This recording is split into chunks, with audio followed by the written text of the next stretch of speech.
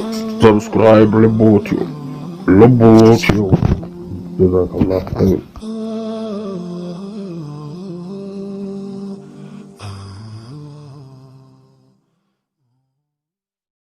ዛሬ እንድንገናኝ የፈለግንበት ዋናው ምክንያት ላለፉት ጥቂት ጊዜያት ፕሮጀክት ኤክስ ብለን ስንሰራበት የቆየነው የኢትዮጵያን የብር ኖት የመቀየሩ ፕሮጀክት ተጠናቆ ዛሬ ለሕዝቡም ለሚመለከታቸው የስራ ኃላፊዎችም ይፋ የሚሆንበት ቀን ነው። ዛሬ የካቢኔ አባላት፣ የጸጥታ ኃላፊዎች እንዲሁም የሁሉም ባንክ ሲኢኦዎች እና ቦርድ ቸርማኖች ባላችሁበት ለመጀመሪያ ጊዜ ፎርማሊ የብር ኖት መቀየሩን የምናበስርበትና ለምን እንዳስፈለገ የምንወያይበት ቀን ይሆናል። ከፍተኛ የሆነ የኢኮኖሚ ስብራት በሀገራችን አጋጥሞ እንደነበር ይታወቃል። የኢኮኖሚ ስብራት በተለያዩ ቴክኒኮች እንዲያገግም ለማድረግ ከፍተኛ ስራ ሲሰራ የቆየ ቢሆንም አልቲሜትሊ ከፍተኛ የሆነ ካሽ በወረቀት መልክ የተከማቸበት ሀገር ስለሆነ የኖት ለውጥ ካደረግን በስተቀር የተሟላ ማስተካከያ ማድረግ ስለሚያስቸግር ያም ደግሞ የራሱ የሆነ ጊዜ ይጠይቅ ስለነበር ጊዜውን ጨርሶ ዛሬ ይፋ ሆኗል። ዝርዝር የብር ኖቶችን በሚመለከት የብሔራዊ ባንክ ገዢ ዶክተር ይናገር መነሻ ገለጻ ካቀረበልን በኋላ ምናልባት የምንቀያየራቸው ሀሳቦች ካሉ ተቀያይረን እንዴት እንደምናስፈጽም አቅጣጫ ይቀመጣል። ለግል ባንኮች አቅጣጫ ይቀመጣል፣ ለሴኩሪቲ ተቋማት አቅጣጫ ይቀመጣል፣ ለካቢኔ አባላት አቅጣጫ ይቀመጣል። ይሄን አቅጣጫ በዲሲፕሊን መፈጸም ከእያንዳንዱ ሰው ይጠበቃል። ይሄን አቅጣጫ በተለመደው መንገድ አለመፈጸም በዚያው ልክ ጠንከር ያለ እርምጃ በተቋምም በግልም ያስወስዳል። እሱን በግልጽ ለመነጋገርና አካሄዱን በሚመለከት በሚቀርበው ገለጻ ላይ የሚነሱ ጉዳዮች ካሉ መክረን የብር ኖት ቅይሩን እንዴት ስራ ላይ እንደምናውል የጋራ የሆነ አቅጣጫ ለማስቀመጥና በዛው አግባብ እየገመገምን ለመሄድ እንድንችል ነው። የብር ኖት የመቀየር ዋነኛው ፍላጎት የኢትዮጵያ የኢኮኖሚ ስብራት ነው። የኢትዮጵያ ኢኮኖሚ በብዙ ምክንያቶች በሚፈልገው ልክ እያደገ መሄድና ኢትዮጵያን ከዕዳ ጫና የሚገላግላት እድገቷን በፍጥነት የሚያረጋግጥ የህዝቦች ተጠቃሚነትን የሚያረጋግጥ መሆን አለመቻሉ ነው። ሀብት የምንሰበሰብበትና የምናስተራጭበት መንገድ የራሱ የሆነ መዛባት ስላለው የኢኮኖሚ ስብራቱ ከለውጡ በኋላ በነበረው የማክሮ ኢኮኖሚክ ኢቫሉዌሽን ከፍተኛ የሆነ የማክሮ ኢኮኖሚክ ኢምባላንስ ኢትዮጵያ ውስጥ ፈጥሯል። ያ በመሆኑ ምክንያት እድገት ማስቀጠል ብቻ ሳይሆን በዕለት ተዕለት የዜጎቻችን ኑሮ ውስጥ በልተው ለመኖር የሚያደርጉትን ጥረት ለማሟላት ስር ነቀል የሆኑ ለውጦች በሁሉም ኤሪያ መውሰድ ይጠይቅ ነበረ። የብር ኖቱ የመጨረሻ እርምጃ ቢሆንም ከዚያ በመለስ ሊስተካከሉ የሚገባቸውን ነገሮች ማየት ማረም ይጠይቅ ነበር። የመጀመሪያው ልክ ለውጡ እንደመጣ የኢኮኖሚው የቁልቁለት ጉዞ የምንለው ኤክስፖርት ዲክላይን እያደረገ የመንግስት የበጀት ዴፊሲት በጣም ከፍተኛ ሆኖ ደሞዝ መክፈል የማንችልበት ሁኔታ ደርሰን ከውጭ የተበደርናቸውን ዕዳዎች መክፈል ባለመቻላችን ሃይ ሪስክ ውስጥ ያለች ሀገር ብትበደር መክፈል የማትችል ሀገር የሚል ፎርማል የተሰጠን ስም ሆኖ በሁሉም መንገድ ሪዘርቭ የወረደ በመሄዱ የውጭ ምንዛሪ እጥረት በመኖሩ ፍላጎቶች በጣም ሰፊ መሆናቸው ለአንድ ዓመት ተኩል ገደማ በብዙ ልመና እና ማስተካከል ኢኮኖሚውን ከቁልቁለት ጉዞ የማቆም ስራ ነበር የተሰራው። ብዙ ሊያግዙን የሚፈልጉ ኃይሎችን በማስተባበርና በነበረው መስፕሪት ከፍተኛ ሀብት ወደ ሀገር ውስጥ መጥቶ በተወሰነ ደረጃ ያ ጫና እንዲቃለል ሪስትራክቸር ማድረግ ያለብን ዕዳዎች ሪስትራክቸር ለማድረግ አንዳንዱም ከዛ ያለፈ ድጋፍ ማድረግ በመቻላቸው እንዲቆም ሆኗል። ከአንድ ዓመት ተኩል በኋላ በሆም ግሮውን ኢኮኖሚክ ሪፎርም አጀንዳችን መቆም ብቻ ሳይሆን የእድገት ትራጀክተሪውን መልሰን መያዝ አስፈላጊ በመሆኑ ቢያንስ እስከ 10 ቢሊዮን ተጨማሪ $10 ቢሊዮን ተጨማሪ ካፒታል ወደ ሀገር ውስጥ ማምጣትና የነበረውን አለመረጋጋት ማስተካከል ያስፈልጋል የሚል በጣም ሰፊ ስራ ተሰርቷል። ከሚቀጥለው ዓመት ጀምሮ የሚሰራው የስራ ላይ የሚውለው የ10 ዓመት ፍኖተ ካርታችን የብልጽግና ፋውንዴሽን የምንጥልበት ነው።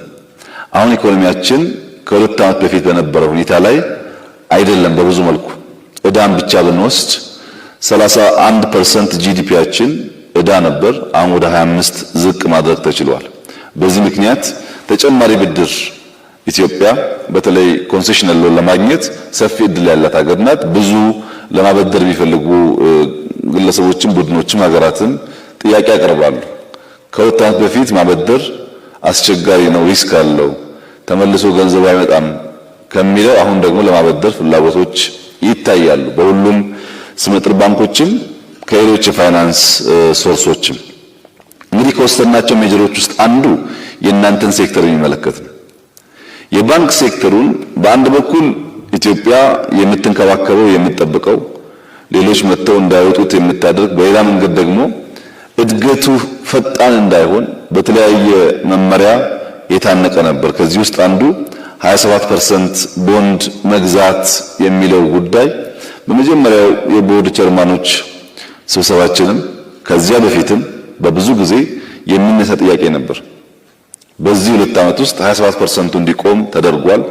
ተጨማሪ ሊኩዊዲቲ የሚያስፈልጋችሁ ጊዜም በተለየ ውሳኔ በተለይ ከኮሮና ጋር ተያይዞ እኛ ጋም ያላችሁ ገንዘብ ቢሆን ቀደም ብሎ እንዲለቀቅ እና የግል ባንኮች የመንግስት የልማት አካል ሆነው ታስበው ታምነው እንቅስቃሴያቸውን ከሚገቱ ጉዳዮች በመቆጠብ እድገታቸውን ለማረጋገጥ የተወሰደ ውሳኔ ነበር። ሶስተኛውና መሰረታዊ ውሳኔው ፊንቴክን በአዋጅ ስናሻሽል አሁንም የሞባይል ባንኪንግ እና የሞባይል የካሽ የፋይናንስ ትራንዛክሽን በሚመለከት ከፍተኛ የውጭ ኢንቨስተርስ ፍላጎት አለ። በዛ ሴክተር ገብቶ በሞባይል ባንኪንግ አብዛኛውን ገንዘብ የባንኪንግ ስራ መስራት ማለት ነው። በባንክ የከለከልናቸውን መብቶች በቴክኖሎጂ አማካይነት የመምጣት ፍላጎት አለ። መንግስት ባንኮቹን ላለፉት 20 ዓመታት ሲያሳድግ ቆይቶ መግደል ስለማይፈልግ አሁንም ብዙ ነገሮች ላይ ሪፎርም እያካሄድን ቢሆንም የፋይናንሻል ሴክተሩን በሚመለከት እናንተ በፍጥነት ብቃት ፈጥራችሁ በጆይንት ቬንቸር ራሳችሁን ማሳደግ እስክትችሉ የውጭ ትላልቅ ባንኮች መጥተው በተሻለ ልምድና ሀብት የአገር ውስጥ ባንኮች እንዳይወጡ ክልከላ ተደርጓል። እነዚህን በለውጡ ለፋይናንሻል ሴክተር ያደረግናቸውን ትላልቅ እርምጃዎችና ውሳኔዎች የፋይናንሻል ሴክተር የሚገነዘበው እና የሚጠቀምበት እንደሆነ መንግስት ያምናል። ይህ ማለት ደግሞ አሁን በብር ለውጥ ላይ ለመጀመሪያ ጊዜ ነው ካቢኔም የግል ባንክ ሲሆንና ቦርድ ቸርማኖችም ጠርተን የምናወያየው የጋራ ጉዳይ ነው ብለን። ይሄ የጋራ ጉዳይ በእምነቱ ልክ መዘዝ አለው። በምናምነው ልክ ተከትሎ የመጣ መዘዝ ይኖራል። ያ እንደተጠበቀ ሆኖ የፋይናንሻል ሴክተሩን በሚመለከት ባደረግናቸው ለውጦች ባለፉት 2 ዓመታት የፋይናንሻል ሴክተር በሁሉም ኢንዲኬተርስ የተሻለ እድገት እያሳየ መጥቷል። ይህ እንዲጠናከር እንፈልጋለን። ከዚህ ውስጥ አንዱ የፋይናንሻል ኢንክሉዥን ነው። እሱ ደግሞ እያንዳንዱ ገንዘብ ወደ ባንክ አካውንት የሚገባ ከሆነ እና ብዙ ካፒታል በእጃችሁ ካለ ብዙ ሴቪንግ ካለ እሱን ወደ ኢንቨስትመንት ለመቀየርና ባንኮች ለማሳደግ እድል ይሰጣል። ይሄ በቀጣይ ስራ የምንሰራ ይሆናል። ሁለተኛው በማክሮ ኢኮኖሚክ ኢምባላንስ ውስጥ ግምት ሰጥተን ስንሰራ የነበረው ፕሮጀክቶችን መጨረስ ነው። የግለሰብ ህንጻ፣ የመንግስት ፕሮጀክቶች፣ ትላልቅ ሜጋ ፕሮጀክቶች መንግስት ይዟቸው ከአመት ዓመት እየተንከባለሉ በየአመቱ ተጨማሪ ገንዘብ የሚበሉ ፕሮጀክቶች አሉ። ለምሳሌ መንገድን ብቻ ብንወስድ አንድ ሰፈር ውስጥ ማንኛውም የሥራ ኃላፊ ሲንቀሳቀስ የህዝቡ ጥያቄ መንገድ ይግባልን። ያን ጥያቄ መንግስት ተቀብሎ በጀት ሲይዝ ቤት አላነሳም፣ ይሄን ቦታ አልለቅም፣ ያን ቦታ አልለቅም እየተባለ መጀመሪያ ለዓመታት ጊዜ ይወስዳል። ስራው ከተጀመረ በኋላ ኮንትራክተሩን በየደረጃው ያሉ የክልል አመራሮች እያገዙ ማስጨረስ ሳይሆን እንቅፋት እየሆኑ ስራው እንዲቆይ ያደርጋሉ። ይሄ እናንተ ወደምን የምትገነዘቡት ህዝብ በገዛ ፈቃዱ ተጨማሪ በጀቱን በእንዝላልነት እያጠፋው እየበላው ነው ማለት ነው። በሁለት ዓመት ማለቅ ያለበት መንገድ 4 ዓመት ከቆየ ያንን መንገድ ነው ሜንቴን የምናደርገው ያንን ፕሮጀክት ነው እንጂ ተጨማሪ በጀት ይዘን አዲስ መንገድ አንሰራም። አዳዲስ በጀት እንዳያገኝ ፕሮጀክት ባለመጨረስ ከፍተኛ የሆነ የሀብት ውድመቶች፣ ኪሳራዎች ነበሩ። ይሄ ብቻ ሳይሆን ከኤምፕሎይመንት አንጻር ፕሮጀክቶች በስፋት ስለቆሙ በርከት ያሉ ወጣቶች ስራ ለማስያዝ ችግር ነበር። ዘንድሮ ሁላችሁም እንደሰማችሁት ከ3.2 ሚሊዮን ሰው በላይ ስራ ያስያዝ ነው። ሁሉም አይነት ፕሮጀክቶች ትምህርት ቤትም፣ ጤናም፣ አባይም፣ ህዳሴም፣ የስኳርም፣ ኢንዱስትሪያል ፓርክም ሁሉም ፕሮጀክቶች በተሰጣቸው የጊዜ ሰሌዳ ውስጥ ህንፃዎችን ጨምሮ እንዲያልቁ በመደረጉ ነው። በጣም በርካታ ሰዎች ስራ እንዲያገኙ ተደርጓል። እንግዲህ ኢትዮጵያ ውስጥ የኤምፕሎይመንት ዜና ትልቅ ዜና አይደለም። ትልቅ ዜና ስላልሆነ ብዙም ሰው ኢምፕረስድ አይሆንም እንጂ አምና ከነበረው ኦልሞስት ደብል የሆነ ኤምፕሎይመንት እድገት ሲመጣ እንዴት ዘንድሮ እናስቀጥላለን ነው መጨነቅ የነበረብን እንጂ እንደ ወለሆሳስ መታለፍ ያለበት ጉዳይ አይደለም። ከዚህ ጋር ተያይዞ በቀላሉ ሁሉም ሰው እንደሚገነዘበው ከሁለት ዓመት በፊት ሲሚንቶ ኤክስፖርት እናደርጋለን። አሁን ሲሚንቶ ለኛ አልበቃንም። ሲሚንቶ ለኛ አልበቃንም ምርቱ ቀንሶ ነው ወይ ያላችሁ እንደሆነ ቀንሶ አይደለም። ፕሮጀክቶች በየቦታው እንቅስቃሴ አለ። የሰዎች የምታውቁት ችግር እንደተጠበቀ ሆኖ ብረት ከፍተኛ ፍላጎት ጨምሯል። ነዳጅ ዋጋም ቢቀንስ ፍጆታችን በከፍተኛ ደረጃ አድጓል። እነዚህ ኢኮኖሚ እየተንቀሳቀሰ መሆኑን ኢኮኖሚ ውስጥ ኢኮኖሚስት ያልሆኑ ሰዎች በቀላሉ እድገትና እንቅስቃሴ እንዳለ እንዲገነዘቡ የሚያስችል ነው። ከፕሮጀክት አንጻር ይሄ እንደተጠበቀ ሆኖ ፕሮጀክቶችን ገዳይ ከሆነው ጉዳይ ደግሞ አንዱ ኮራፕሽን ነው። ሌብነት፣ የመንግስት ሌቦች ስራ እንዲደናቀፍ እንዳይሰራ የማድረግ አቅማቸው ደግሞ ያ ችግር ነው። እንግዲህ ባለፈው በወጣው 200 ሺህ ብር በላይ ከባንክ አታውጡ የሚለው ጉዳይ በከፍተኛ ደረጃ ጥቃት ካደረሰባቸው አካላት አንዱ የመንግስት ሌቦች ናቸው። በፌስታልና በኩንታል ብር የሚቀያየሩ ሰዎች ከ200 ሺህ ብር በላይ ብር መቀያየር እንዳይችሉ ጫና ፈጥሮባቸዋል። ባንኮች ኮራፕሽን እንዲቀንስ መንግስት የሚያወጣቸው መመሪያዎች መቀበልና ማስተግበር ብቻ ሳይሆን ሌብነት ካልቀነሰ በስተቀር የምታስቡትን እድገት እናመጣ አንችልም። ቢኮዝ ሌቦች ኢንቨስት ያደርጉ ወረቀት ያከማቻሉ። በኩንታል ታሽጎ የተቀመጠ ወረቀት ለሀገርም ለሰውየውም አይጠቅምም። ያ ገንዘብ ባንክ ሆኖ ለተለያየ እንቅስቃሴ ኢንቨስትመንት እንዲውል ማድረግ መቻል ከቻልን ብቻ ነው እድገት የሚመጣው። ይህን ከማድረግ አንጻር በኮራፕሽኑ የወሰድናቸው ለውጦች የራሳቸው የሆነ ፖዚቲቭ እንድምታ አላቸው። ከዚህ በተጨማሪ የመንግስት ኩባንያዎች ናቸው ትልቅ ለውጥ ያደረግንበት። የፋይናንሻል ሴክተር ብቻ የሚገነዘበው ሌላው ሰው በቀላሉ የሚያየው የኢትዮጵያ መብራት ኃይል፣ የኢትዮጵያ ስኳር ኮርፖሬሽን፣ የኢትዮጵያ ምናምን የሚባሉ ተቋማት የኢትዮጵያን ስም የያዙ የመንግስትን ስም የያዙ ኩባንያዎች እነ ሜቴክ፣ እነዚህ ኩባንያዎች አየር መንገድና ቴሌን ሳይጨምር ከ600 ቢሊዮን ብር በላይ ሪስትራክቸር ተደርጓል። በዚህ ዓመት 600 ቢሊዮን ብር ዕዳ አለባቸው። ከኢትዮጵያ ከዚህ ዓመት በጀት ዓመት ከ100 ቢሊዮን ብር በላይ ዕዳ አለባቸው። ይሄ ዕዳ መብራት ኃይል ለምሳሌ 99% ዕዳ ነው ስንል ኮመርሻል ባንክ የሚባለው ስሙ እንጂ ባንኩ የለም ማለት ነው። በተለየ ቋንቋ ሲነገር ከዚህ ሰበሰበውን ገንዘብ ካለምንም ቅድመ ሁኔታ ለመንግስት ኩባንያዎች ሰጥቷል። መክፈልም አይችሉም። ቢሸጣቸውም ገንዘቡን አያገኝም። ያስቀመጡ ሰዎች መጥተው ብራችን አምጣ ካሉት ባንኩ የለም። በአንድ በኩል ፕሮቴክት እናደርጋለን፣ በሌላ በኩል ባንኮች እንገላለን። በምናወጣቸው ህጎች ገንዘብ ሪዳይሬክት ለማድረግ የምንወስዳቸው ሜጀርስ ባንኮች በነፃ ገበያ ውስጥ ተወዳድረው እንዳያድጉ ክልከላ የሚያደርግ ነው። የዘንድሮ 600 ቢሊዮን ብር የመንግስት ኩባንያዎች የነበረባቸውን ዕዳ ሪስትራክቸር ማድረግ ፕራይመሪሊ ሴቭ ያደረገው ባንኮችን ነው። በገፍ ለነዚህ ኩባንያዎች የሚያበድሩ ባንኮች ነፃ ወጥተዋል። አሁን የኢትዮጵያ ንግድ ባንክ ነፃ ወጥቷል። ዕዳው መንግስት ስለወሰደው ሪስትራክቸር ስለተደረገ ኩባንያዎቹ መክፈል ባይችሉም መንግስት ያንን ዕዳ የሚሸከምበትና ባንኩ የሚድንበት ሁኔታ ፈጥሯል። ይህ ትልቅ የምስራች ነው ለእናንተ፣ ለአጠቃላይ ለሀገር ኢኮኖሚም። ትንሽ ብንቆይ ብዙ ነገራችን ነው ይዞ የሚሄደው። ባለቤት አልባ ነው። አብዛኛው የሰረቀው ሰው ያሸሸው ሰው የለም። ሰው ይቀያየራል። የተቋሙ ስም ብቻ ነው ያለው። ይህንን በፍጥነት ማስተካከል በመቻላችን የፋይናንስ ሴክተሩንም ኩባንያዎቹንም ለመሸጥም አዳዲስ ሰው ለማስቻል እንዲበደሩ ለማድረግም የተሻለ እድል የሚሰጥ ነው። ይሄም አንዱ ሜጀር ለውጥ የተወሰደበት ኤሪያ ነው። ከዚህ ውጪ ገቢ ላይ ነው። ገቢ ላይ ሁላችሁም እንደምታውቁት ኮሮናም እያለ በተለይ ክልሎች ላይ አብዛኛዎቹ ከፍተኛ ገቢ የሚያስገቡ ክልሎች ከ100% በላይ አስገብተዋል። በዚህ ዓመት ኮሮናም እያለ በእኛም ቢሆን የተወሰነ የኮሮና ጥቃት ቢኖርም ከገቢ አንጻር በተለይ የመጀመሪያዎቹ 8 ወራት ከ100% በላይ የተገኘበትና ያ ገቢ ነው የበጀት ዴፊሲቱን እንድናስተካክል የሚያስችል። ገቢ ከሌለ ምንም ያህል የፋይናንስ ማኔጅመንታችን ቢቀየርም ገንዘብ ከሌለ ለውጥ ስለማያመጣ፣ ሌላው ከገቢና ወጪ ንግድ ሚዛን አንጻር የተሰራው ስራ ነው። ላለፉት 5-6 ዓመታት ሁላችሁም እንደምታውቁት የኢትዮጵያ ኤክስፖርት በየዓመቱ እያሽቆለቆለ እየወደቀ ነው የመጣው።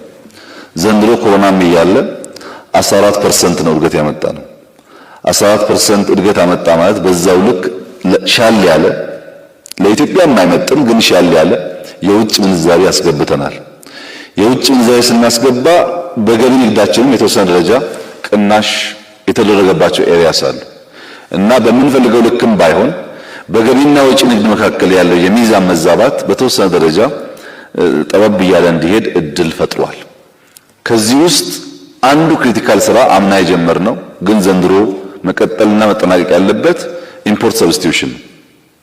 ለስንዴ ኢትዮጵያ ኒርሊ $1 ቢሊዮን ታወጣለች ለማስገባት። ዘንድሮ 350 ሺህ ሄክታር ስንዴን በማልማት ኢምፖርት ማቆም አለብን የሚል ስራ አምና የጀመርነው እና ዘንድሮ የሚጠናቀቅ ስራ አለ። የግብርና ሚኒስቴር ከክልል መንግስታት ጋር በመተባበር ይህንን ስራ ሰክሰስፉሊ ከሰራው በስንዴ ምክንያት የምናወጣው ዶላር ከቀነሰ ለሌላ ነገር እናውለዋለን ማለት ነው። ሁለተኛው ዘይት ነው። የግል ዘይት ኩባንያዎች በሚቀጥሉት 2-3 ወራት ምርት ብዙዎቹ ይጀምራሉ። በዛም ከውጭ የምናስገባውን የዘይት መጠን በአገር ውስጥ እንድናመርት ከጤናም ከገንዘብም አንጻር ትልቅ ትርጉም ይኖረዋል። በሌሎች ሴክተሮችም ኤክስፖርት እያደገ ኢምፖርት ሰብስቲት ማድረግ በምንችልባቸው ኤሪያስ ደግሞ እያደረግን ከሄድን ለውጭ ምንዛሪ ያለን ፍላጎት አሁን ባለው መጨናነቅ ልክ አይሆንም። ያ እየተስተካከለ ሲሄድ ባንኮች ከውጭ ምንዛሪ ጋር ተያይዞ የመግዛትና የመሸጥ ልምምዳችሁን እንቀይረዋለን ማለት ነው። አሁን እንዳለው አትሸጥም አትገዛም ሳይሆን ለቀቅ ለማድረግ እድል ይሰጣል። አሁን ውስን ሀብት ስለሆነ ያን ሀብት ለመቆጣጠር በሚደረግ ሩጫ ባንኮች እንዳሻቸው ገዝተው ለመሸጥ እድል አላገኙም። ያን ለማስተካከል የምንችለው ቅድም ያልኩትን መሰረታዊ ስራ የሰራን ስንሄድ እንግዲህ ትልቁ በሰራነው በ3 ዓመት ገደማ በሚሆን በሪፎርም ስራ ውስጥ ቻሌንጂንግ እና መፍታት ያልቻልነው አንደኛው ውጭ ምንዛሪ ነው። ሁለተኛ ኢንፍሌሽን። የውጭ ምንዛሪ ፍላጎታችን እያደገ ነው ያለው። በዛ ልክ የውጭ ምንዛሪ ልናመጣ አልቻልንም። በሌላ መንገድ ደግሞ ምርት በበቂ ስለማናመርት ሰው እየተወራከተ ስለሄደ ለምግብ ፍጆታ የሚውሉ ሸቀጦች ዋጋቸው እየናረ መጥቷል። ሰዎች ይቸገራሉ። እነዚህ ሁለት ጉዳዮች በጣም አስቸጋሪ እና በቀላሉ ልንፈታ ያልቻልናቸው ቻሌንጆች ናቸው። እነዚህ እየፈታ ያለንበት መንገድ ቅድም እንዳነሳሁት ከኢንፍሌሽን አንጻር አንደኛው የሀገር ውስጥ በተለይ ለምግብ ፍጆታ የሚውሉ ምርቶች በስፋት ማምረትና ኤግዛምፕል ስንዴ ስናመርት ዋጋው ሲቀንስ ፋብሪካዎች እየተከልን ነው።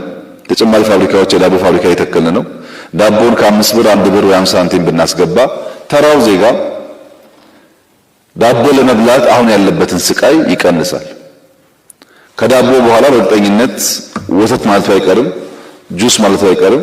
አሁን ተክላቸው ፓፓያዎች፣ አቮካዶዎች ይደርሱልና ደግሞ ፍራፍሬ ማቅረብ፣ ጁስ ማቅረብ እንችላለን። ይሄ ኢንፍሌሽኑን በተወሰነ ደረጃ ያረጋጋዋል፣ አቅርቦት ስለሆነ ችግሩ። ሁለተኛው ግን የተከማቸ ወረቀት ነው። የኢትዮጵያን የብር ኖት ታሪክ የባንክ ሴክተር ወደ ኋላ መለስ ብላችሁ ስታዩ የአንድ ሀገር የብር ኖት ታሪክ አይመስልም። በደርግ ጊዜ ተቀየረ የተባለው የብር ኖት አጠቃላይ ወጪው 18 ሚሊዮን ብር ነው። በ18 ሚሊዮን ብር ነው ደርግ ብር የቀየረው። እኛ ዛሬ በ3.7 ቢሊዮን ብር ለውጭ ኩባንያ ብቻ የከፈልነው ነው። ሌላ በጣም ብዙ ሎካል ወጪዎች አሉት። ይሄ የሆነበት ምክንያት ኢህአዴግ ከቀየረው አጠቃላይ ብር ኖት እኛውን የቀየርነው የ10 ብር ኖት በእጅጉ ይበልጣል በቁጥር። በኢህአዴግ ዘመን የነበረው አጠቃላይ የ100ም የ50ም ተደምሮ የአሁኑን የ10 ብር ኖት አያክልም ቁጥሩ። በጣም በከፍተኛ ደረጃ ብር ይታተም ነበር ማለት ነው። የታተመ ብር ደግሞ ባንኮች ውስጥ ሳይሆን በየሰው ኪስ በየሰው ጓዳ ነው ያለው። ይሄ ኢንፍሌሽን ላይ አላግባብ የተረጨ ሀብት አንዱ ኮር ፕሮብለም ለኢንፍሌሽን እሱ ነው። ማኪያቶ በ5 ብር ጠጥቶ 10 ብር ቲፕ ትቶ የሚሄድ ሰውና ማኪያቶ ሳይሆን ዳቦና ሻይ ለመብላት 5 ብር የሌለው ሰው ያለበት ሀገር ሲሆን እነዛ ማኪያቶ አቅራቢዎች ለ5 ብር ማኪያቶ 10 ብር ቲፕ የሚሰጡ ሰዎች እየበዙ ሲሄዱ 15 ብር ያስገቡታል። ካለምንም ችግር የእነሱ አሰስመንት አንዱ የሰው ቁጥርና የመክፈል አቅም ስለሆነ ይሄን እያመጣ ያለው አላግባብ የታተመ ገንዘብ ቁጥርና በየሰው የተበተነው ሀብት ያገኘንበትን መንገድ የራሱ ችግር ስላለበት የኢንፍሌሽን ቁጥጥርን በከፍተኛ ደረጃ ቻሌንጂንግ አድርጎት ቆይቷል ላለፉት 2 ዓመታት። ይሄንን የምንፈታበት ምርት ከማምረት በተጨማሪ የኖት ለውጡ ይሄንን ለመቀየር በከፍተኛ ደረጃ እድል ይሰጣል የሚል እምነት እና ሐሳብ ያለ። ከዚህ ውጭ በቅርቡ ናሽናል ባንክ ያወጣው ህግ ከ200 ሺህ ብር በላይ ሊወጣ አንድ ሰው ሊያወጣ አይችልም ከባንክ። ያይገባችኋል ፐርፐዙ ሌብነት ለመቀነስና ቅድም ያልኳቸውን የኢኮኖሚክ ስብራት ለመከላከል ስለሚያግዝ ነው። ሁለተኛው ከ1.5 ሚሊዮን ብር በላይ የያዘ ሰው ህገወጥ ነው የሚል በአሁኑ ዝውውርም ከ1.5 ሚሊዮን ብር በላይ የያዘ ሰው አውቶማቲካሊ ቮይድ ነው፣ ይወረሳል፣ ገንዘቡ ይወረሳል። መከላከያ ከወረሰው መከላከያን ለማጠናከር እንጠቀምበታለን። ለኛ ሰጡ ነው መከላከያዎች ወረሱትና እናንተ አቅማችሁን አጠናክሩበት ገንዘቡ። እኛ የምንፈልገው ህገወጥ ገንዘብ ይጠፋ ብቻ ነው። ስለዚህ የተወረሰው ፖሊስም ከወረሰ መከላከያም ከወረሰ የሴኩሪቲ ተቋማት የሚጠናከሩበት ይሆናል። ከባንኮች አንፃር 2 አይነት አሰስመንት ነው ያለን። አሁንም ህገወጥነትን የሚያስፋፉ ባንኮች አሉ፣ ፎርጂድ የሚሰበስቡ ባንኮች አሉ። አሁንም የኢትዮጵያ ባንኮች ሆነው እነዚህ ባንኮች ከደህንነት ተቋማት ጋር ግልጽ እቅድ ነው ያወጣነው። በእያንዳንዱ ብራንች የሚታይም የማይታይም የሴኩሪቲ ተቋማት አሉን። ቨርቹዋሊም ፎሎ እናደርጋለን፣ ፊዚካሊም ፎሎ እናደርጋለን። አንድ ባንክ የኢትዮጵያን 50 ብር በዘር በሃይማኖት በሰፈር ሊያጭበረብር ከሞከረ ዘኔክስት ሞርኒንግ ባንክ አይደለም። ይሄ እንድታውቁት። ከፍተኛ የሆነ የተወናበደ ሀብት ነው ያለው። ጠንከር ያለ እርምጃ እንወስዳለን። ጥንቃቄ የተሞላበት ስራ እንድሰሩ የምንፈልገው አንዲት ብር ፎርጅድ፣ ለምሳሌ ፎርጅድ ናሽናል ባንክ እናንተ ሲቀበል በማሽን ብቻ ሳይሆን በሰውም ቼክ ያደርጋል። ሳምፕል ብቻ ሳይሆን እያንዳንዷን ብር ቼክ ያደርጋል። ከየትኛውም ባንክ አልፎ የመጣ ፎርጅድ ካለ ስለዛች ገንዘብ አለ የምንነጋገረው፣ ከዛ ያሻገር ይሆናል ንግግሩ ማለት ነው። እያንዳንዱ ባንክ እንደ ተራሚሽን ወስዶት እንዳይንቀሳቀስ ከወዲሁ በጥንቃቄ እንታስቡት ታሳስባችሁ ፈልጋለሁ። ጠንከር ያለ እርምጃ በመውሰድ ስለምናስተካክል ባንኮች ማጭበርበር የሚባል ነገር አይሰራም። የምታጭበረብሩ ከሆነ ለማጭበርበር የውጭ ባንኮች ይምጡና ይስሩት። ማገድ አያስፈልገንም፣ ፊንቴክ ምናምን ብለህ መጨነቅ አያስፈልገንም። ሞባይል ባንክ ይፈጠር። እናንተም ፕሮቴክት ማድረግ ያስፈልገው የሀገር ኢኮኖሚ እንዳይጎዳ ባለቤት መብት ታግዛላችሁ የሚል እምነት ስላለን ያን ማድረግ ካልቻላችሁ የባይደን ስሜት ከሌለ ኬንያ ገባ፣ ደቡብ አፍሪካ ለውጥ የለው። ያን በፖሊሲ አንከላከልም ማለት ነው። ፎርጅድ ገንዘብ፣ ህገወጥ ገንዘቦች የጸጥታ ተቋማት ባወጣችው እቅድ መሰረት በጣም ጠንከር ያለ እርምጃ እየወሰድን ኢኮኖሚውን የምናረጋጋበት መንገድ እንከተላለን። ከባንኮች የምንፈልገው አሁን በወጣው መመሪያ መሰረት በውይይት የምናስተካክለው ካለ እንደተጠበቀ ሆኖ በዚያ መመሪያ መሰረት ብቻ መፈጸም ነው ትራንዛክሽኑ። ከዛ ውጭ ያለ ማንኛውም ፈጠራ የታከለበት ሌብነት እንደርስበታለን። ስንደርስበት ጠንከር ያለ እርምጃ እንወስዳለን። ይሄ እንዳለ ሆኖ የሞደርን ግብይት ስርዓት በሀገራችን እንዲፈጠር ገንዘብ በእጅ መያዝ እየቀነሰ እንዲሄድ አቶ አቤ ሪኮመንድ እንዳደረገው ምናልባት ብሩን ዝቅ አድርጎ ሁሉም ሰው በባንክ ገንዘቡን ቢያስቀምጥ ጥሩ ነው። አንደኛ ኮሮና የመጣባቸው ሀገራት ቻይናን ጨምሮ በኮሮና ምክንያት ብቻ ብር ቀይረዋል። እንደኛ በጣም የብር ቅይር የሚያደርጉ ሀገራት በቀላሉ ለበሽታ ይጋለጣሉ። ሁለተኛ የሞባይል ባንኪንግ ቴሌ የጀመረ ነው። ትናንሽ ትራንዛክሽንስ በሞባይል ማካሄድ ይቻላል። ከዛ ከፍ ያለውን ባንኮች በቼክ እና ከአካውንት ባለ ትራንስፈር፣ ዝቅ ያለ ካሽ ደግሞ ሲሆን በተወሰነ መንገድ ስለሚያስተናግዱ ሰዎች በተቻለ መጠን ገንዘባቸውን በእጅ ከመንካት ወጥተው ባንክ ማስቀመጥ ለምናስበውም ኦቶሜትድ የሆነ የሞደርን ግብይት እድል ይሰጣል። በሌላ መንገድ ደግሞ ከበሽታም ይታደጋል። ይሄ እንዲሆን ቴሌ ሞባይል ባንኪንግ ማፋጠን፣ እናንተም በቀለጠፈ መንገድ በኤሌክትሮኒክስ የሚዘዋወሩ ገንዘቦችን ፈጠራ በማከል መስራት እንድትችሉ እና ፋይናንሻል ኢንክሉዥን ማረጋገጥ የሚያስችል እርምጃ እንዲሆን ሰፊ የሪፎርም ለውጦች በእናንተም ውስጥ ይጠበቃል። ከሴኩሪቲ ተቋማት አንፃር አንደኛ አሁን አቤ እንዳነሳው ብላክ ማርኬት ያው ቅድ ወጥቷል፣ ዝግጅት ተደርጓል። ብላክ ማርኬት በአሁኑ ብዙ አይጠቅምም። ብላክ ማርኬት ገንዘብ ወስዶ ነው ዶላር የሚሰጠው። ያ ያከማቸው ብር ወረቀት ከሆነ we don't mind ዶላሩ ቢሄድ፣ ግን ያከማቸውን ብር የሚያስገባበት ባንክ ካለው ችግር ያለው። ለምሳሌ 1 ሚሊዮን ዶላር በ30 ሚሊዮን ብር ቀይሮ ያ 30 ሚሊዮን ብር ወረቀት ከሆነ ጉዳቱ ግማሽ ነው።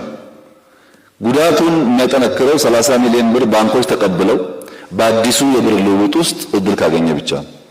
እና ለኢንፎርስመንት ኤጀንሲስ አንደኛ ብላክ ማርኬት፣ ሁለተኛ አየር መንገድ ከዛሬ ጀምሮ በአስቀመጥነው አቅጣጫ መሰረት እያንዳንዷ ሻንጣ ማስወጣት ማስገባት በማይችል በአየር መንገድ ጥብቅ ሴኩሪቲ ይደረጋል። በቦርደር አካባቢዎች ላይ በተለይ ከጅቡቲ፣ ሶማሌ፣ ሱዳን ከፍተኛ ገንዘብ እንዳለ ይታወቃል።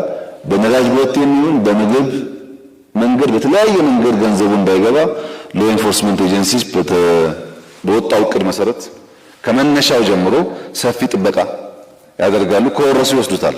አንፈልገውም እኛ ገንዘቡን ወርሰው ለኢንፎርስመንት ኤጀንሲስ ይጠናከሩበታል። ገንዘቡ ለመንግስት ገቢ ነው ብሎ መዘናጋት አያስፈልግም።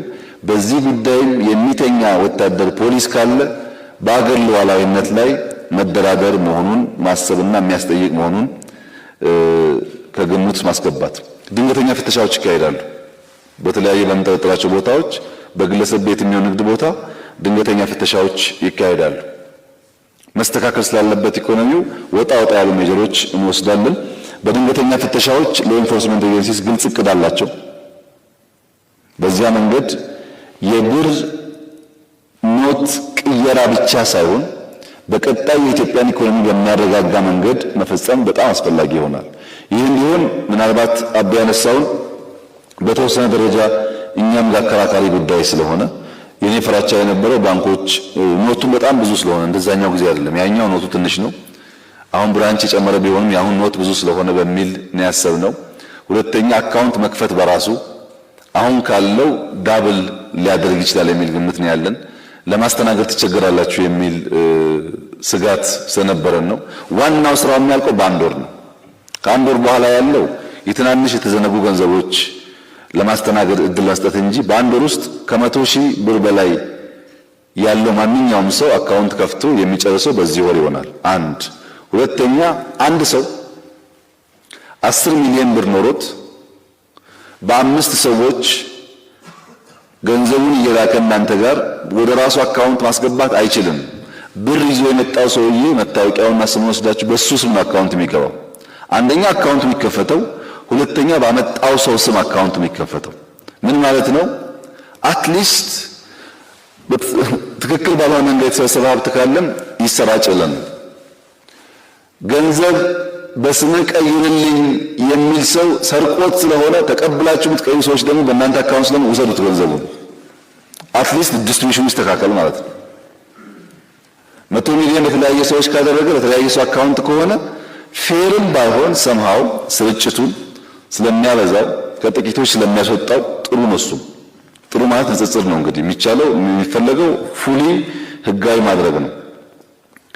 ይሄንን እያንዳንዱ ሰው አካውንት እየከፈተ ብሩን ማስቀመጥ ከቻለ የካሽ ትራንዛክሽን ከቀነሰ በእናንተ ኢንዱስትሪ ውስጥ ያለውን ኢምፓክት መናገር አያስፈልግም። ከዓይነ ስውራን አንጻር በተደጋጋሚ ኢሹ ይነሳል። በአሁኑ የብር ኖት ለውጥ በከፍተኛ ደረጃ የእነሱን ጥያቄዎች ምላሽ ለመስጠት ጥረት ተደርጓል። ሁለተኛው የፋይናንሻል ሴክተሩ እንዲገነዘብ የሚፈልገው ከፍተኛ ጥራት ያለው ኖት ነው። ይሄ አባባል ሳይሆን መጀመሪያ ሀብት ላለማውጣት የተለያዩ ሀገራት ወዳጅ ሀገራት ለምንን ነበር ብሩ እንዲያትሙልን፣ ሳናወጣ ገንዘብ እንዲያትሙልን። በዛ ሂደት ውስጥ የተማርነው ነገር ሁለት ነገር ነው። አንደኛው የብር ጥራት የምናወጣውን ወጪ ይወስናል። የብር ጥራት የምንፈጽምበት ጊዜም ይወስናል። አንድ ወዳጅ ሀገር አትምላቸዋለሁ ብሏል። 3 ዓመት ከሰጣችን በ3 ዓመት ጊዜ በተወሰነ ደረጃ ኳሊቲው ኤግዛክትሊ ከዚህ ጋር ትንሽ ዝቅ ያለ አትምላቸዋለሁ በነፃ ብሎ ነበር። ግን 3 ዓመት በጣም ሰፊ ጊዜ ነው። ሁለተኛ ጥራት ኮምፕሮማይዝ ማድረግ አልነበረብንም።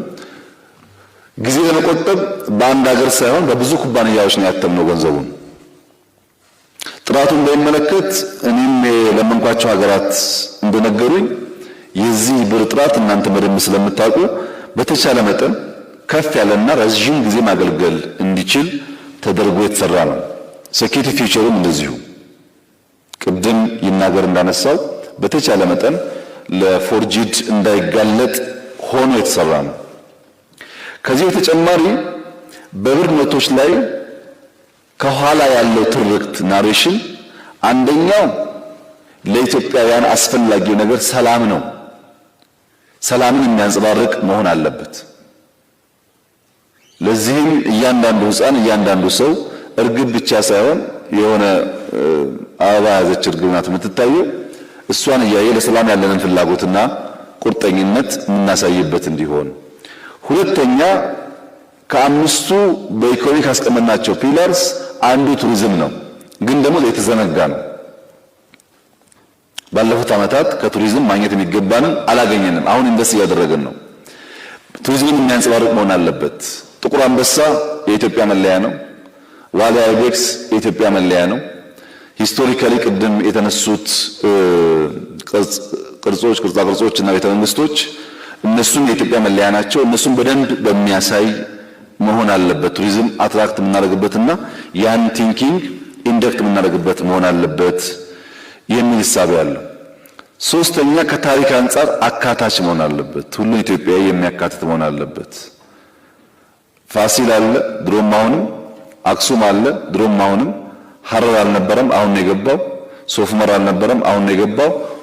ሁሉም ታሪክ ማስቀመጥ ባንችልም በተሻለ መጠን ኢንክሉሲቭ መሆናችንን ማሳየት አለብን። በትራክተርና በበሬ የሚታረስ እርሻ ከምናደርግ ሞደርን ይሁን እርሻው ትራክተር ይሁንና በበሬ የሚታረሰውን ትተን ግመል እናርግ። አፋሮች፣ ሶማሌዎች እና ሌሎች አርሶ አደር አካባቢዎች የኛ ገንዘብ ነው ብሎ እንዲያስቡ ግመል እንጨምርበት።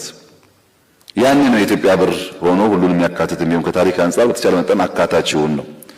ሶስተኛው በእኛ በ10 ዓመት እቅዳችን ውስጥ ፒላር የሆነው ግብርና ነው። ግብርናን ከምናስበው በኩታ ገጠም ሞደርን ከማድረግ ጋር የተያያዘውን ዘመናዊ እርሻ የሚያሳይ ይሁን። አራተኛ ኢንዱስትሪ ነው፣ ኢንዱስትሪ የሚያመላክት ይሁን። ከአምስቱ ፒላሮች ያልተካተተው ማይኒንግ ብቻ ነው። ቴክኖሎጂ ራሱ የብሩ ህትመት እና የተሄንበት መንገድ ቴክኖሎጂን አፕላይ ያደረገ ነው። ተካቷል ይሄ ፒላር። ግብርና ተካቷል፣ ኢንዱስትሪ ተካቷል፣ ቱሪዝም ተካቷል። ማይኒንግ እንግዲህ ወርቅ ለማስቀመጥ ወርቅኛ ጋር ብቻ አይደለም ያለው ደግሞ ወርቁ ሞቶ ብዙ ስላልጠቀመን ወደፊት በደንብ ከወጣ በምናሳትማቸው ብሮች ውስጥ እናያለን። እስካሁን ማይኒንግ ብዛም እዚህ ግባ የሚል ነገር አላመጣም በሚል አልገባም። የመጨረሻው ትብብር ነው። ለምናስበው ማንኛውም የሰላም የልማት የእድገት ጉዞ ኢትዮጵያውያን መተባበር አለባቸው። እሱን ደግሞ ምናልባት የክርስትና ምልክት ወይም የእስልምና ምልክት ወይም የአንድ አካባቢ የባህል ልብስ ካደረግን ሁሉን መጥቀስ ስለማንችል ኢትዮጵያውያን የሆኑ ሴትና ወንዶች ብራውን አይን ያላቸው በትብብር መንፈስ ቢታዩ እዚህ ጋር እጅ ለእጅ ተያይዘው ሁሉ ነገር የምናረጋግጥበት መንገድ እሱ ነው የሚል እሳቤ ነው ያለው እና ቡና ያው ቡና ነው እንደምታውቁት በተቻለ መጠን በዲዛይኑ በጥራቱ በጊዜው እና በሚስጥርነቱ አስፈላጊ የሚባለውን ነገር ለማምጣት ጥረት ተደርጓል። በእኛ በኩል ማክሲመም ማድረግ የሚገባንን ነገር አድርገን ነው እዚህ ያደረስነው። ከጥያቄ አንጻር የተነሳው ጊዜውን በሚመለከት ብሔራዊ ባንክ መልሶ ከባንኮች ጋር ተነጋግሮ አንድ ወር 90% 95% ሜጀር ስራ የምንሰራበት ሌላ አንድ ወር የቀረውን የምንሰራበት ምናልባት የሚንጠባጠብ ካለ በኋላ የሚታይበትን መንገድ ብንከተል እና ጊዜው አቤ እንዳነሳው በደንብ ኮንሲደር ይደረግ ነው። ከቻላችሁ እናንተ የኔ ፍራቻ አትችሉም ብዬ ነው። እናንተ እንችላለን ካላችሁ ቢያጡ መጥፎ አይደለም። በሁሉም መንገድ አቤ ያነሳቸውን ከገንዘብ ቁጥርና ከጊዜ አንጻር ታሳቢ ብናረግ እህት ያነሳቸውን ከኢንፎርሜሽን አንጻር በጣም ትክክል ነው።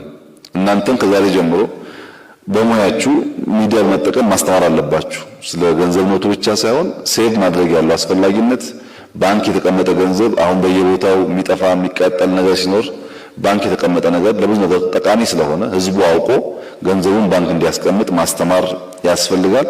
አዌርነስ ላይ እኛም እንሰራለን፣ እናንተም ብትሰሩ መልካም ነው። አንዳንድ አርሶ አደሮች የተከማቸ ብር ይይዛሉ የሚል ኮንሰርን ተነስቷል። በተለይ ወርቅ ባላይ በሆነ መንገድ የሚሰበስቡ አካባቢዎች በዛ ያለ ብር ይይዛሉ የሚል ሐሳብ ተነስቷል። ለሱ ያዘጋጀነው አሰራር ስላለ በሱ እናያለን ከእናንተ ጋር። ነገር ግን በጥቅሉ ባይወሰድ ሐሳቡ የኢትዮጵያ አርሶ አደር ቢያከማች ስንት ብር ነው ያከማቸው? 3 ሚሊዮን 5 ሚሊዮን ከዛ በላይ ኢትዮጵያ ገበሬ አሁን ባለው ሁኔታ ይባላል እንጂ ካሽ በቤት በምናምን አለም ቤት በሬ መኪና ገዝቶ ሊሆን ይችላል። ካሽ ግን አይመስለኝም። 3 ሚሊዮን ደግሞ ከሆነ ሀፉን በሱ ሀፉን በሚስቱ አድርጎ ትክክለኛን ክፍፍል ይኖራል። እሷም አካውንት አላት፣ እሷም ሴቪንግ አላት፣ እሱም ሴቪንግ አለው። እኛ የምንፈልገው ሴቷም ወንዱም እኩል በሀብታቸው ማዘዝ እንዲችሉ ስለሆነ በቀላሉ በሁለቱ ስም ሴቭ አድርገው ብር ማስቀመጥ ይችላሉ። እሱ ብቻውንም ሴፍ ካደረገው እንደምታውቁት ችግር ነው፣ በጋራ ይሆናል። ቢጣሉም ፍርድ ቤት ጭቅጭቁ ይቀንሳል ማለት ነው። ብዙ ሀብት ግን የሚያሰጋን አርሶ አደር አካባቢ የለም። ብዙ ያን ያክል አይደለም። ዋናው የተሰረቁ ሀብቶች ናቸው። እነሱን ነው ማምከን የሚያስፈልገውና ውጭ ቦርደር ላይና ከጎረቤት ሀገራት ያሉ ገንዘቦች በጣም ብዙ ብር ነው ጎረቤት ሀገራት ያለው እነሱ እንዳይገቡ ባሉበት እንዲቀሩ ማድረግ ከቻል በኢትዮጵያ ኢኮኖሚ ውስጥ ሲግኒፊካንት የሆነ ለውጥ ማምጣት ይቻላል። ይሄን እያደረግን ዘንድሮ ምርታችንን ካመረትን በሚቀጥለው ዓመት ሁላችንም የምንታዘበው አሁን ካለው ሁኔታ በተሻለ ተረጋጋ ኢኮኖሚ መፍጠር ይቻላል። ይሄን ለማድረግ ደግሞ የእያንዳንዱ ዜጋ ቁርጠኝነት ያስፈልጋል። እያንዳንዱ ኢትዮጵያዊ ይህ ብር ለውጥ በየቀኑ የሚያስቸግረውን ኢንፍሌሽን ለማስተካከል እንደመጣ አስቦ እያንዳንዱ ፖሊስና መከላከያ ይህንን ካላደረገ የሱን ነው መቀየር እንደማንችል አስቦ አንችልም። ገንዘቡ መምከን የሚገባው መክኖ የኢትዮጵያ የኢኮኖሚ ስብራት ካልተስተካከለ በስተቀር የሰራተኛ ደሞዝ ጨምረን ኑሮ ማሻሻል አንችልም። የባንክ ሰራተኞች አለቆቻችሁ ቢፈልጉ እንኳን ኢትዮጵያውያን ስለሆናችሁ መረጃ ብሔራዊ ባንክ ባዘጋጀው የኢንፎርሜሽን ሴንተር እና የፖሊስ ባለው የኢንፎርሜሽን ሴንተር በስልክ በማይከፈልበት እያንዳንዱ ባንክ ሰራተኛ መረጃ እንዲሰጥ፣ እያንዳንዱ ከስተመር መረጃ እንዲሰጥ፣ እያንዳንዱ ጥበቃ መረጃ እንዲሰጥ ይጠበቃል። ይሄን በትብብር በአንድ ወር በተሳካ መንገድ ከሰራን ብዙ ኢሌጋል ልምምዶች ይቆማሉ። ባንክ ብቻ አይደለም፣ ካርታ የሌላቸው ባለቤቶቻቸው የማይታወቁ ህንጻዎች አዲስ አበባ ውስጥ አሉ። ትላልቅ ቪላዎች አሉ። ማን እንደገነባው አይታወቅም። 5 10 ተመሳሳይ ቪላ ገንብቶ ያስቀመጠ ሰው ብዙ ነው። አሁን የምትታዘቡ ከሆነ ሰው የሚኖርበት ቤት የለውም። አዲስ አበባ ውስጥ ከፍተኛ ቤት ችግር አለ። ሂዱና ሲኤምሲ አካባቢ ንዱ፣ ቤት እንዳለ ክፍት ነው። የተገነቡ ቤቶች ሰው የለባቸው፣ የተገነቡ ህንፃዎች ሰው የለባቸው። ሰው ደግሞ ቤት የለውም። ይህንን ሰውና ቤት ማገናኘት ያስፈልጋል። ማንም ይገንባው ማን ቤት ባዶ መቀመጡ ለሀገር ኪሳራ ነው። ብዙ ክፍት ቤቶች አሉ ሰው የሌለባቸው፣ እነሱም ማገናኘት ያስፈልጋል።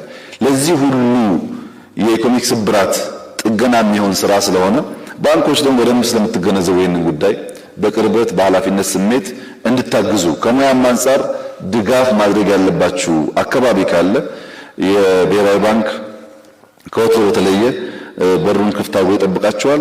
በሙያ አግዛችሁ ይህንን ሚሽን እናሳካውና እየተንገጫገጫ ያለውን ኢኮኖሚ እናረጋጋው። አለበለዚያ የጀመርናቸው መጨረስ እንቸገራለን። ሁላችሁም እንደምታውቁት በኮሮና ምክንያት የሚያበድር የሚረዳ አቅም አለው የሚባል መንግስትና ሀገር ሁሉ ተጎድቷል።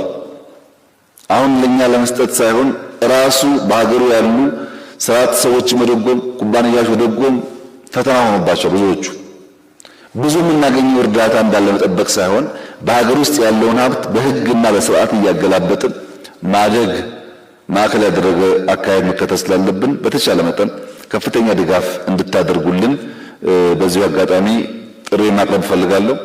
በዚህ ስራ ውስጥ የተሳተፋችሁ የብሔራዊ ባንክ የስራ ኃላፊዎች፣ የማክሮ ኢኮኖሚ ቲም እና የብሔራዊ ባንክ ቦርድ አባላት ከፍተኛ ምስጋና ላቀርብላችሁ ፈልጋለሁ።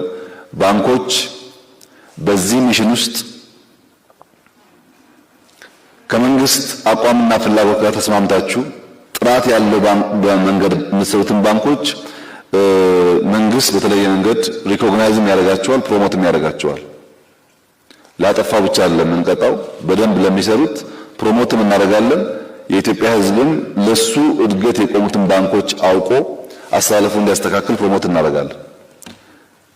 በጥሩ ለማትሰሩ ባንኮች እና አሁንም ኦልሬዲ አንዳንድ በፋይናንሻል ኢንተለጀንስ መረጃ እያገኘንባቸው ያልናቸው ባንኮች ደግሞ ጠንከር ያለ እርምጃ እንወስዳለን። እዛ ያለ ማናጀር ሁለተኛ በኢትዮጵያ ባንክ ውስጥ አይሰራም። ያ ባንክ በዛ ባንክ አይቀጥልም። የሚጭበረበር ነገር የሚባል በፍጹም ቶሌሬት ስለማይደረግ ጥንቃቄ አድርጉ። ቦርድ አባላት የጠራንበት ዋናው ምክንያት በኋላ እንዳትጨው አሁን እንድትመሩት ነው። ይህንን ጉዳይ በቅርበት ምሩት። የቦርድ አባላት ሲኦዎች በቅርበት ምሩት። በቅርበት ካልመራችሁ በጉዳዩ ባትኖሩበትም ስላልመራችሁ ትጠየቃላችሁ። ይህን ብዙ ብር ነው ያወጣንበት፣ በጣም ብዙ የደከምንበት ስራ ስለሆነ በቀላሉ ማናልፈው መሆኑ ታውቆ በከፍተኛ ኃላፊነት ስሜት ይህንን ስራ ካሳካን የኢትዮጵያ ኢኮኖሚ ስብራት በከፍተኛ ደረጃ ለማስተካከል እና ሌሎች ብር ያከማቹ ሰዎች፣ ሙሰኞች የነበረው ይለክናል ከአሁን በኋላ ደግሞ እንዳይንቀሳቀሱ በባንክ ተብሏል። ሙስና እንኳን ከቀነሰልን እኮ ቀላል አይደለም። እሱ ከቀነሰ የኢትዮጵያ ሕዝብ ፎይታ ስለሚያገኝ በትብብር መንፈስ ይህንን ፕሮጀክት እንድናሳካ አደራ ማለት ፈልጋለሁ። እስከ ቅርብ ጊዜ ድረስ 10 ቀን 15 ቀን ነው ይሄ ኢንፎርሜሽን ከወጣ። ባለፉት ወራት ፕሮጀክት ኤክስ ብለን አንድም ሰው መረጃውን የካቢኔ አባላት ጨምሮ ብዙዎች አያውቁትም እና የፕሮጀክት ኤክስ አባላት የተሳካ ስራ ስለሰራችሁ እናንተን በጣም አመስገን ፈልጋለሁ። በዚህ መንገድ አዳዲስ ሀሳቦች እያሰብን እየሰራን የሀገራችን ኢኮኖሚ የምናስተካክልበት፣ ሰላማችን የምናረጋግጥበትና የብልጽግና ፋውንዴሽን የምንጥልበት ይሁን። ባንኮች ባገዝናችሁ ልክ አግዙን፣ በተከላከልናችሁ ልክ ተከላከሉን። ያን ማድረግ ካልቻላችሁ ብዙ ሳንጣላ አንድ ባንክ ብቻ በማምጣት ስለምትዋጡ በጥንቃቄ ይህንን ሚሽን እንድትፈጽሙ አደራ እላችኋለሁ።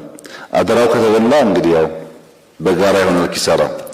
ዛሬ የተሳተፋችሁ ሰዎች ከ200 ብሩ ከ100 ብሩና ከ50 ብሩ ከ10 ብሩ ጋር ፎቶ መነሳት ትችላላችሁ። ብር ግን